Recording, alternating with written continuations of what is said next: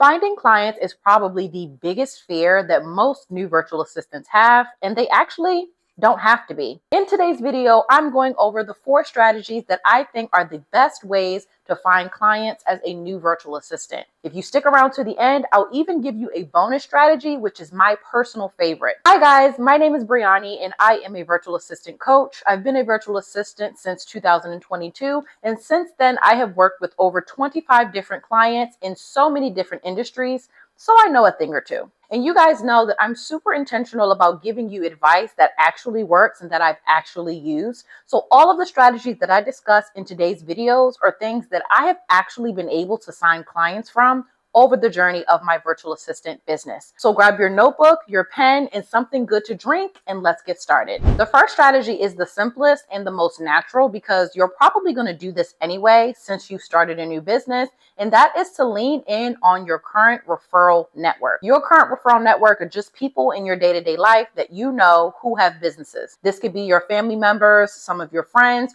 or anybody in passing that you know that owns a business. These are the easiest people to start conversations with because there's already a level of rapport with them, so it doesn't feel like you're jumping into the ocean with no life jacket. When I first started my virtual assistant business, I started supporting my mom immediately. The funny thing about this is I kind of was already helping my mom very informally and just not getting paid for it. So once I started my virtual assistant business, it was a bit natural to kind of jump into a working relationship with her because I had already been doing it before. This is especially easy for women like myself who have countless amounts of beauty appointments, and all of those people are, in a sense, contractors or business owners themselves. Those are the people that I would go to first. Your nail tech, your hairstylist, the person that does your facials. These are all people who potentially could use services like yours and might not even know it. The second strategy is a strategy that I've talked a lot about over on my TikTok page. It actually was the one that helped me sign my first client as a new virtual assistant. Yes, I am talking about virtual assistant Facebook groups. So virtual assistant Facebook groups obviously exclusively live on Facebook,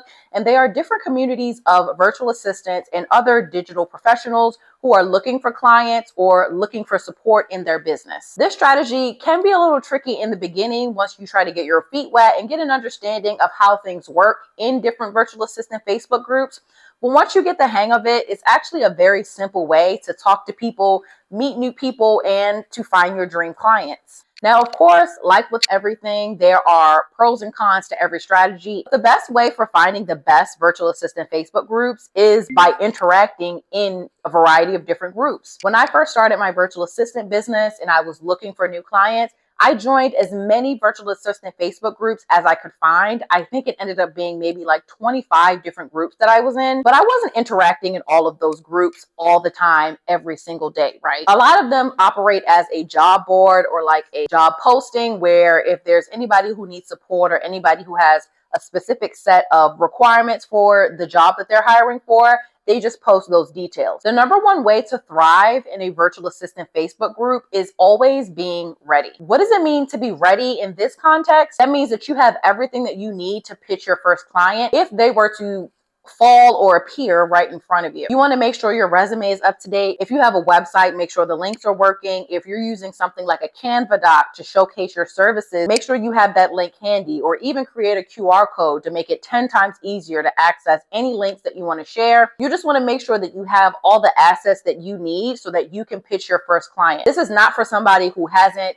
developed a business foundation and done all of the work to set themselves up as a professional. Another bonus tip that I found to be very, very, very beneficial when I first started out: canned responses, templated answers that you put together based on a variety of different questions that are common across different postings. So if you think about people who are looking for virtual assistants, a lot of them want to know pretty much the exact same things. They want to know what softwares you're experienced in. They want to know about your job history. They might want to know about your experience in relation to a specific software or a specific system. A lot of the things that they want to know are very similar. So instead of you answering the same question 10 times across 10 different applications, stick them all into a document and then you can pull from them when you need them. This will allow you to not only respond to more postings, but also to respond to them a lot quicker than you would if you kept retyping the same answers over and over again. Third strategy that I would use to find clients for my new virtual assistant business is local outreach. Now, I know that might sound crazy because you're a virtual assistant, so you assume that you only can work with virtual businesses. This is far from the truth. As I said in my last video, a virtual assistant does whatever the owner that hired them needs them to do within the parameters of their contract and scope. I've never had two virtual assistant clients that needed the exact same thing. They always need something different because every business is different. You should lean in on this when you're going to pitch different people out in public or out in person, because you can really tailor your contract and your proposal to the things that those people need. It doesn't just have to be things that are done online. Pitching businesses in your area doesn't have to be this formal, long, drawn out thing. It can be very simple as you using a template from Canva or Adobe to create a business card, getting those business cards printed for $20 or $30 and just handing them out to every and any business that you see in your day-to-day. I would leave a few of these in your wallet, in your purse, in your car, and anytime you're anywhere that has a business or has somebody who may look like the business owner or looks like the person that makes decisions, slip them your card and let them know what services you offer, how you can support them, and how they can get in contact with you. You will be surprised at how many business owners are walking around needing help and not knowing where to get it from. Even if you were to hand out 100 business cards in a week, if you get 5 of those people to book discovery calls with you, those are 5 hot leads that you didn't have before. Local outreach seems to be one of the hidden gems that a lot of virtual assistants don't lean into,